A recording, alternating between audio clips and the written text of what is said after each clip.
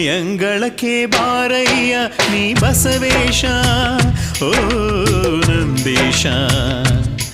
ಶ್ರೀ ವೃಷಭೇಶ ಮನದಂಗಳದಿ ಸ್ಥಿರವಾಗಿರು ನೀ ಬಸವೇಶ ಓ ನಂದೀಶ ಶ್ರೀ ವೃಷಭೇಶ ಬಾ ಶಿವಸುತ ಕರೆಯುವೆ ಶಿವನೇ ಸ್ವಾಗತ